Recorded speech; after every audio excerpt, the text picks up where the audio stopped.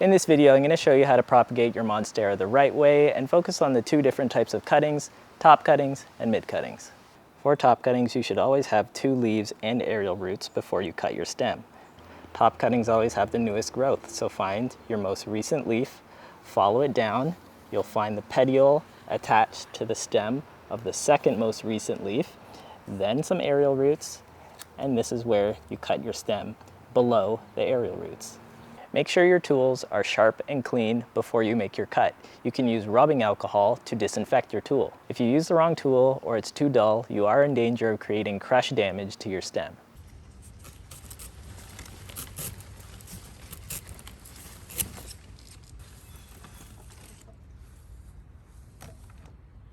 This is your top cutting.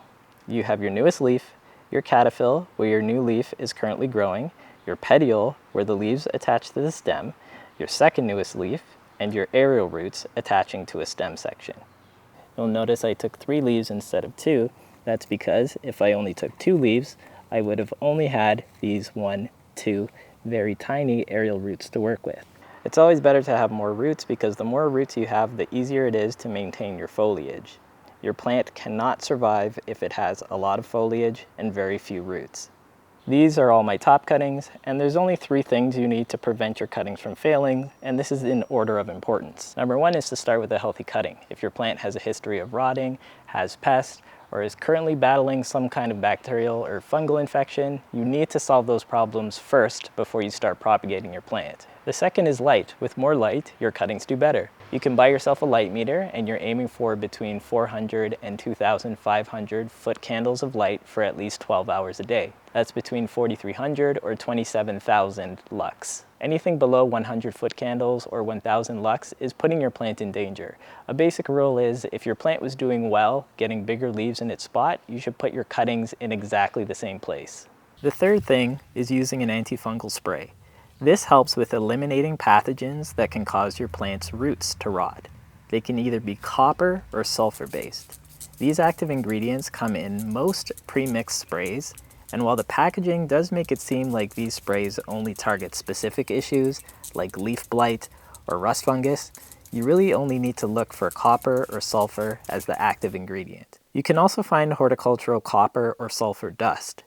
Mix the dust with the water to whatever ratio the instructions are on the bottle. Spray antifungals on the exposed stem and roots of the plants and immediately put your plant into water. After the sun goes down, you can also use these sprays on the leaves of your plants. Plants can absorb copper and sulfur through their leaves, which will continue to help fight off pathogens. Read the instructions carefully because some of these products can hurt your plants if you spray them too frequently.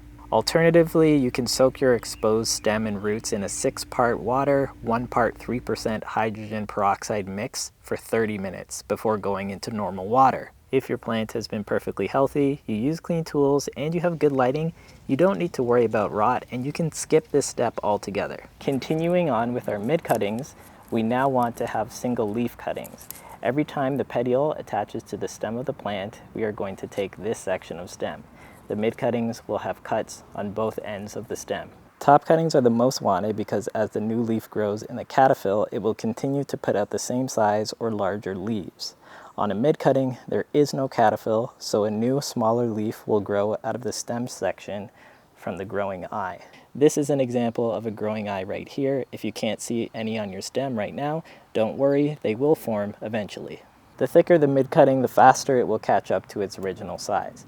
So this will be a much better mid cutting to take compared to this one. And if you want the biggest leaves faster, a thicker mid cutting like this is much better to take when compared to a small top cutting like this plant. You can have too long of an aerial root like this one.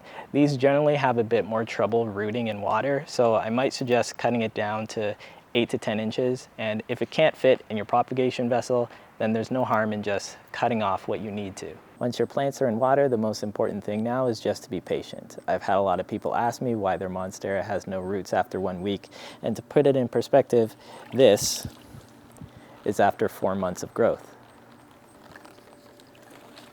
But also so is this. Depending on your light exposure and the actual size of your cutting, you can see some vastly different root growth speeds. Having something in water for even 6 months is not out of the ordinary. Top cuttings of Monstera Deliciosa are generally the most sought after because under good lighting conditions they continue to grow leaves at the same size or larger.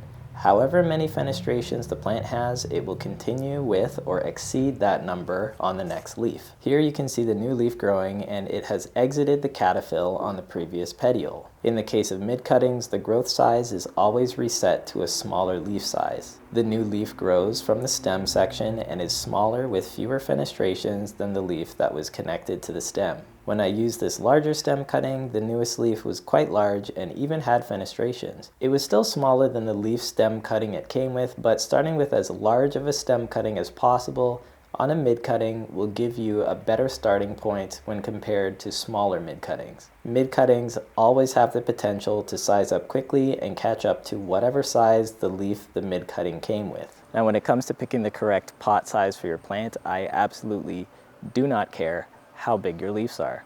I only want to know about your root ball. Especially if you're in typical low light indoor conditions, your root ball should be slightly larger than the size of your pot.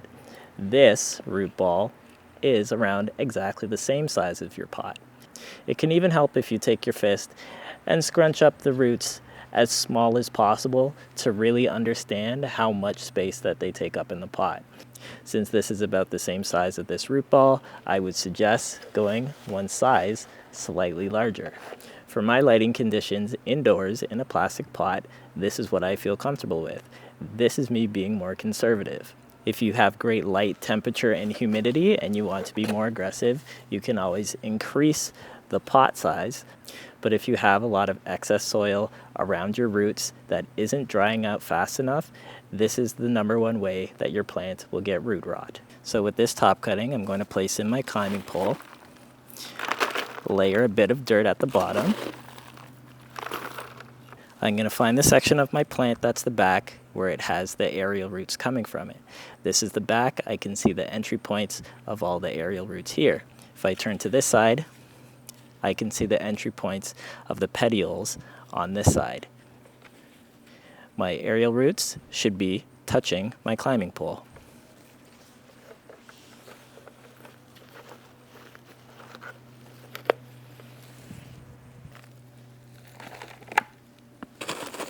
Once the back of my plant is facing my climbing pole, I can attach it with string, twine, or double-sided plant Velcro, which I prefer the most. And as soon as you're done, water your plants. When it comes to rooting multiple top cuttings, the same rules apply. Account for the size of both of your root balls and plant them together. The soil mix I use is potting soil, orchid bark, and perlite.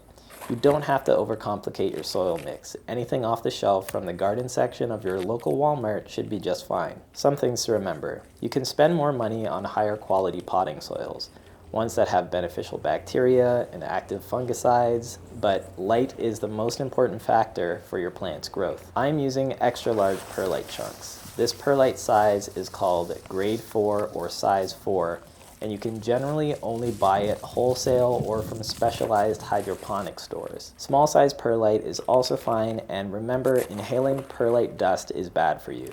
You can lightly wet the perlite before using it, wear a mask, and use it outside to limit your exposure. Light is what will get your plants to establish faster in its new pot, not perlite. Orchid bark and orchid mix are two different things.